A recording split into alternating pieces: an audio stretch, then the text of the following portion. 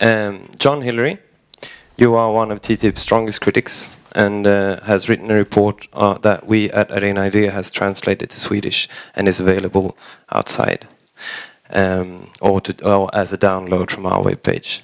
John Hilary has long been at the forefront of the debate on international trade and development, and he is the president of the organization War on Want.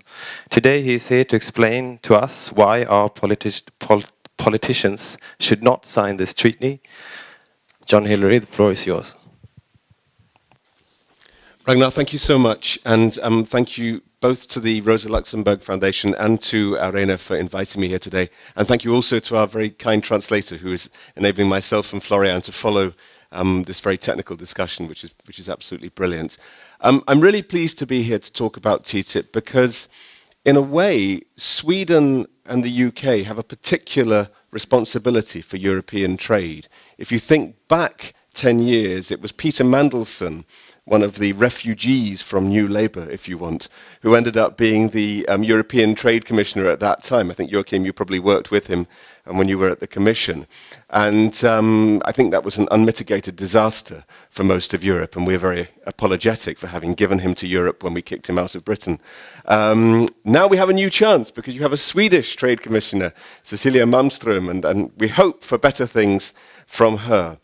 But for that to be the case, we need to have a profound change in the direction of European Union trade policy, and particularly in this new generation of trade deals, TTIP, also the EU-Canada deal, which Joachim referred to, CETA, and a whole range of other ones. And so my job, I think, in the next 10 minutes is to explain to you why a lot of the claims that are made for these new generation of trade deals are not credible, and also why there are really substantial threats that they pose, both to our economy and to our democracy and to the social model of Europe that we hold dear. So that is my task in 10 minutes, and I'm going to go fairly swiftly through it, and then I hope we'll have more time in the discussion afterwards to pick up individual points.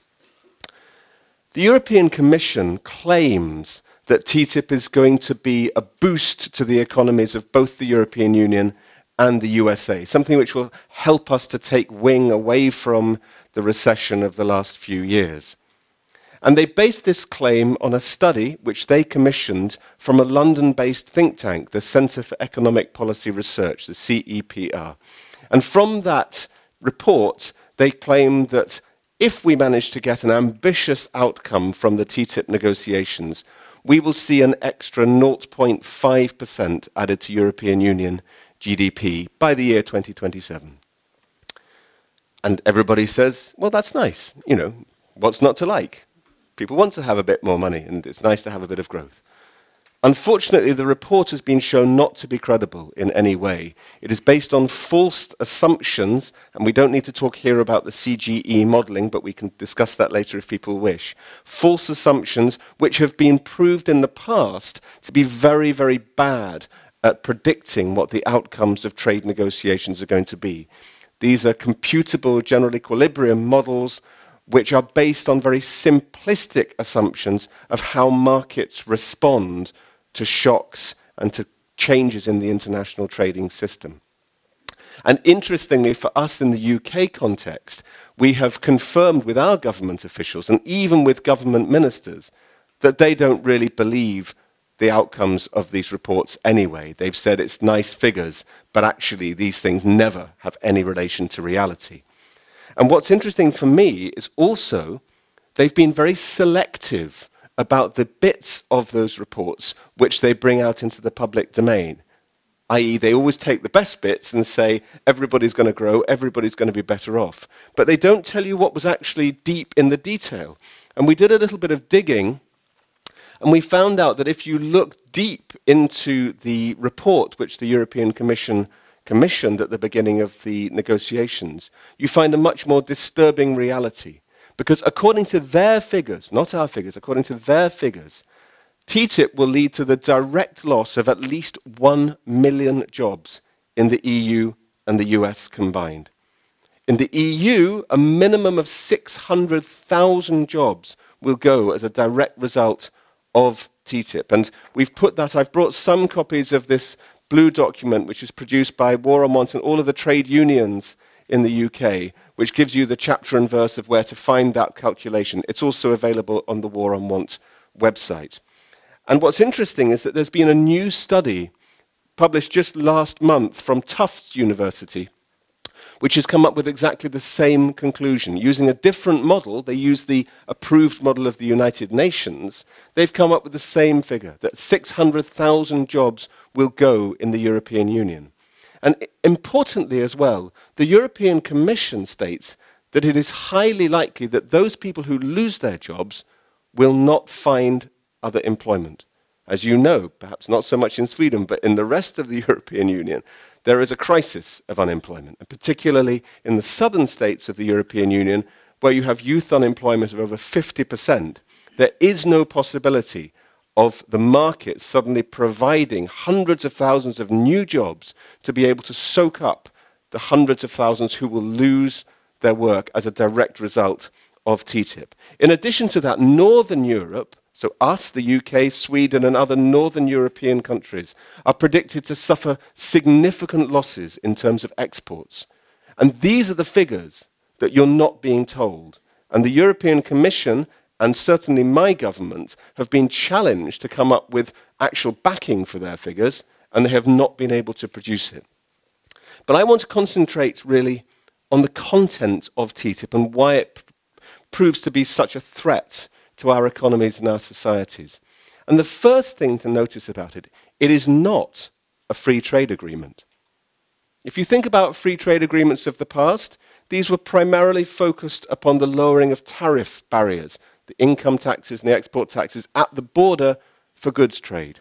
Well, the European Union and the USA really do not present any tariff barriers to each other. Really, it's very, very low. In one or two sectors, these are small problems. And they've said from the European Commission explicitly, this is not about tariff barrier removal so much as going behind the border and looking at different aspects of our shared economies and our shared social spaces, which are not about tariffs and not even about goods trade. So I think if I wanted to sort of leave you with one message here, this isn't a free trade agreement. This is something completely different. And that's where the three pillars of TTIP make it clear why it's so different. The first pillar of TTIP, which is the central pillar, is deregulation.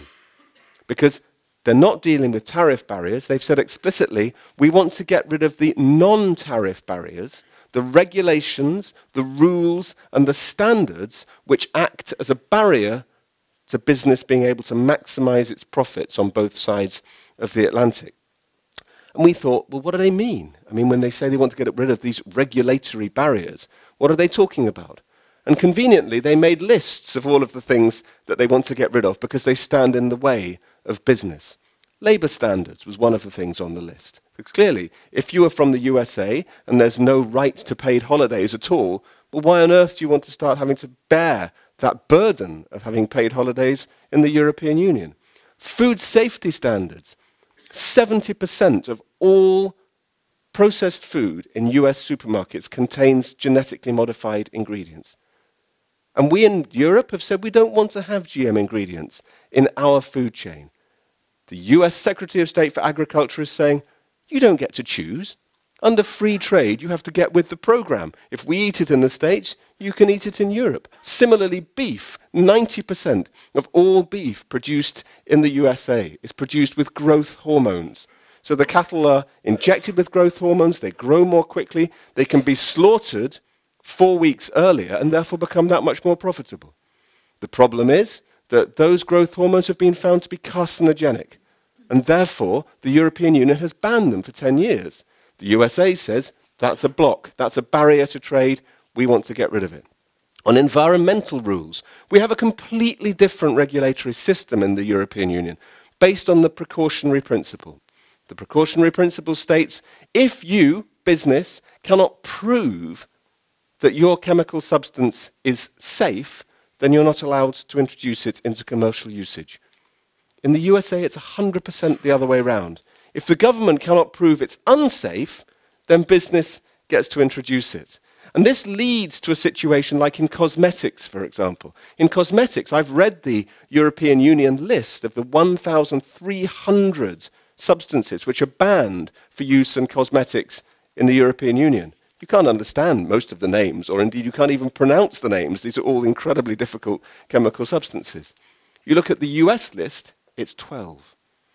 And that gives you a sense of the regulatory difference between the two countries. And that is what they want to harmonize. They want to remove those differences because business on both sides of the Atlantic wants to be able to operate free from the social standards, the environmental standards, and the labor standards that we hold to be the most important things about the European social model. And that is what is predominantly under attack from the deregulation agenda within TTIP. So pillar 1, deregulation. Pillar 2, privatization. Now, this isn't new for trade agreements. Even the World Trade Organization in its Uruguay round tried to introduce more services trade liberalization into the agenda.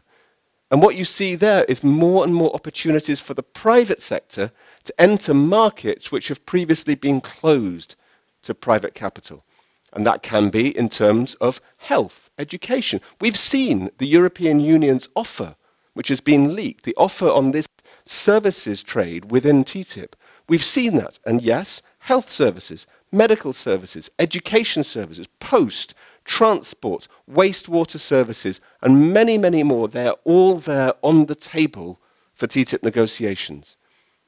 And the European Commission has said to us that it's absolutely true that if a private company in future from the USA wishes to challenge a renationalization of any of these services, then we, the European people, will have to pay them for the privilege. So we can come back to that because I know I'm being asked to wrap up my talk. The third pillar, because I can't miss the third pillar.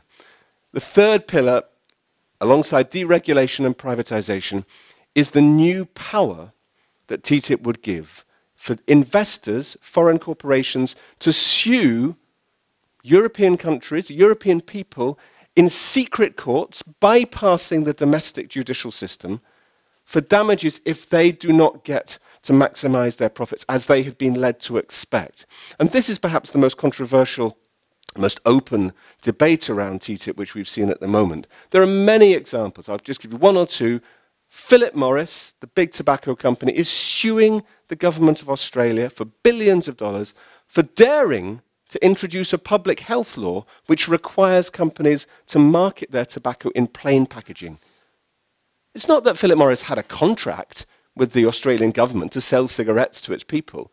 It's that it has been able to use these powers from other treaties to be able to challenge a perfectly good public health law.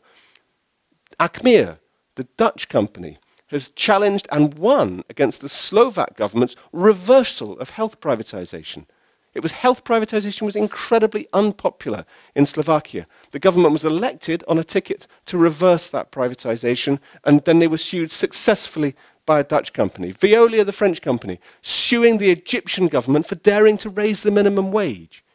And it's this completely anti-democratic power which is causing people across Europe to stand up and say, no, we don't want it.